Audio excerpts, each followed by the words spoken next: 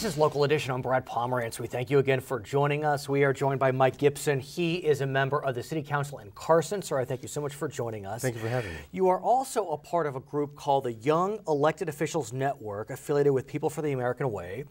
And I understand that you went to Washington, D.C. with that group. Tell us about your trip. Went to Washington, D.C. at our national convening, which is, again, in Washington, D.C. There's young elected officials who have gotten themselves elected in local elected in their community, school board, community college, water board, supervisors, Senate, or assembly members. And are there certain themes that seem to be consistent amongst the body? Jobs, creation of jobs, being able to restore the American dream within their own communities. And that's one of the main thrusts, stabilization, things of that nature. But do you or do your colleagues feel as if that local government it can be a vehicle to generate enough jobs to make a difference? I absolutely do believe that, Brad. One of the things that I think that my colleagues believe is that redevelopment in California plays a very major role in terms of creating jobs. Well, let's talk about redevelopment. As you know, in June, the state legislature passed a budget that eliminated redevelopment agencies.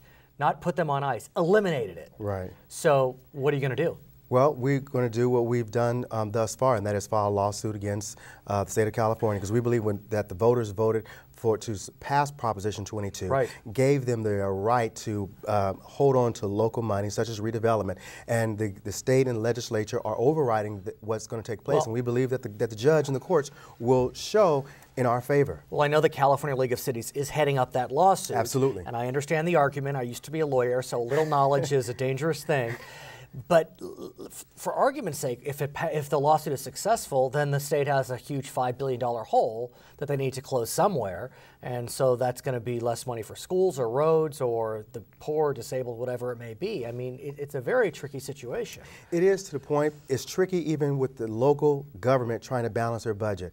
We have to do the same thing the state does. And if we leave our communities vulnerable, where we don't have police protection or sheriff protection in the city of Carson's aspect, then we're just allowing crime just to run rapid. I guess what I would say is what the opponents of redevelopment are saying is that, look, we just don't have the luxury to have redevelopment, because if we have it, we have to cut schools and cops and fire. And how would you respond? Well, in our redevelopment in the city of Carson, we're creating jobs using redevelopment. We're putting people to work. We're putting people on the field in terms of contract jobs. I have a question for you. I actually don't know the answer, and that is, because cities knew that redevelopment was on the chopping block, many of them floated bonds or passed bonds or set aside money to start projects.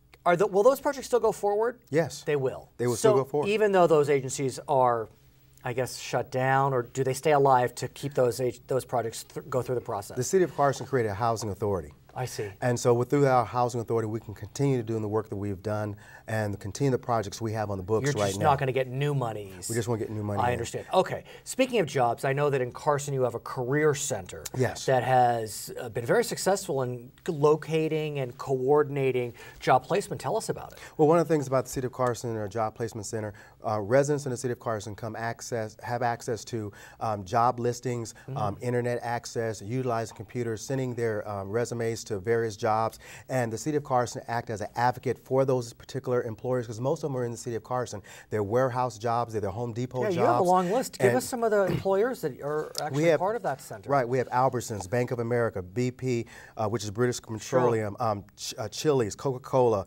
ConocoPhillips. It's a very impressive list. It is, and all those businesses are right in the City of Carson, and they're putting our residents to work, and that's what's most key and most important. Councilman, thanks for joining us. We appreciate it. He's Mike Gipson from Carson. I'm Brad Pomerance. If you want to watch more editions of Local Edition, please sign on to our video on demand service, Channel 1, then go to Local, and then click to My Government. And thank you for joining us. Back to HLN.